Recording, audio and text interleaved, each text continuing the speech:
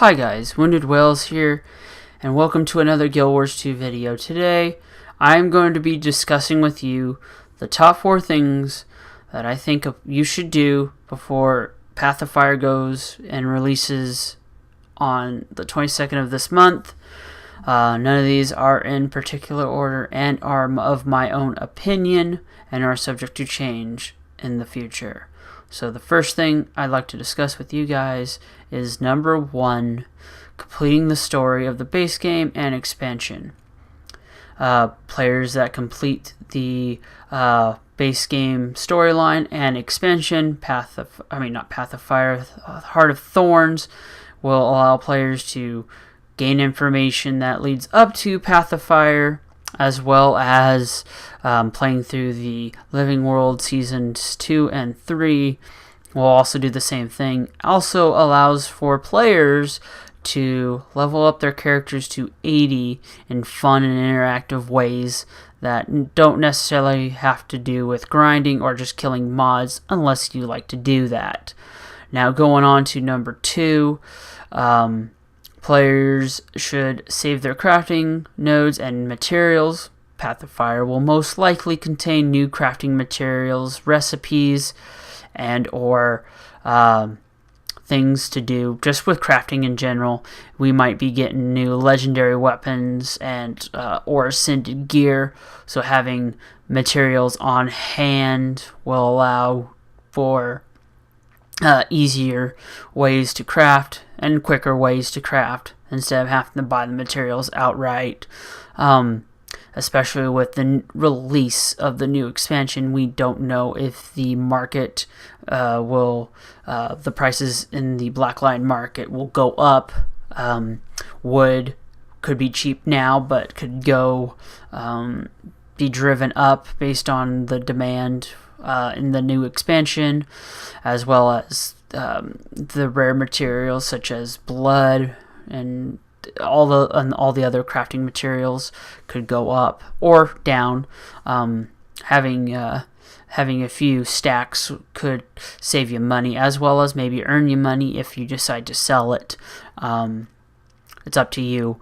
As well as you could use the materials to sell them. You never know the price, especially with the new system that's coming out. We're getting unidentified salvaging items, so because the mods aren't going to be dropping any blue or green items, they're just going to be unidentified items. So we could be seeing less and less blue and green items, at least in the expansion. We don't know if they're going to be adding that effect into the base game or older content, so it's just something to look out for.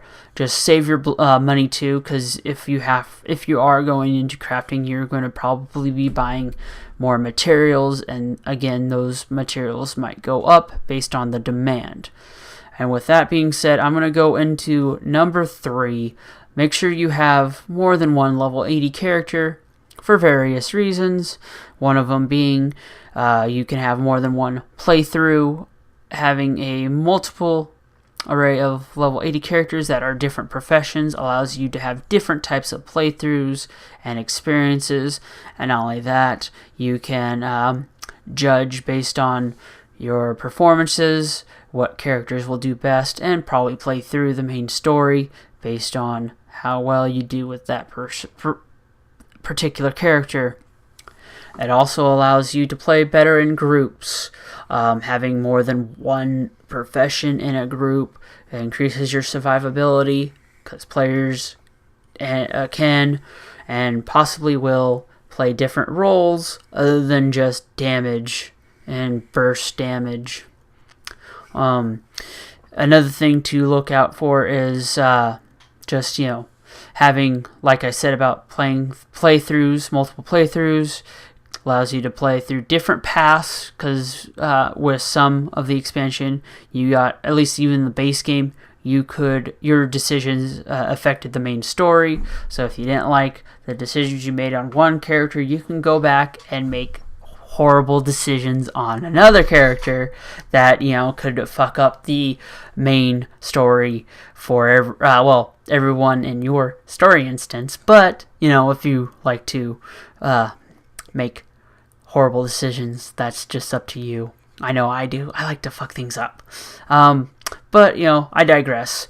The fourth thing I like to discuss, and this is something I consider more important, not more important, but high importance, and that is to make sure your characters are decked out. And by that I mean make sure your characters have I'd say exotic armor, which is the minimum you should probably be looking for if you're high enough level and have been playing the game long enough. You probably have like ascended gear or legendary weapons. Essentially, having good gear increases your survivability, especially if you have right stats, preferably power, vitality, and toughness, which will increase your stats towards your health and your damage, as well as your damage mitigation with toughness. Now, you can do this through many methods, simply either buying them off the Black Lion, the Black Lion Market. Sorry, I can't speak. The Black Lion Trading Post. With that being said, that also ties into number 2. Saving your money will also allow you to buy gear that you want or need in the expansion.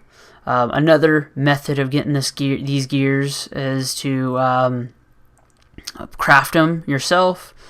But it's just probably easier just to buy them. That's why I say save your money, because some of the material you can go cheap.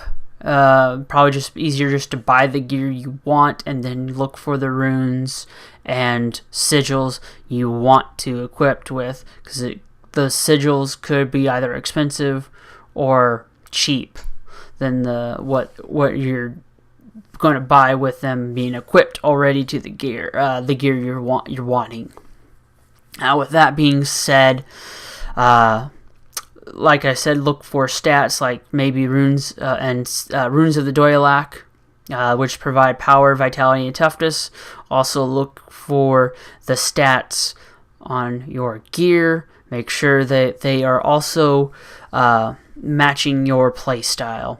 Now, with that being said, thank you guys again for watching. That'll be it for this video. Drop a comment in the comment section below. Tell me what you guys think, what I missed maybe. Be sure to hit that like button if you liked this video, and subscribe to my channel for future updates and content. And I'll see you guys in the next video. Bye-bye.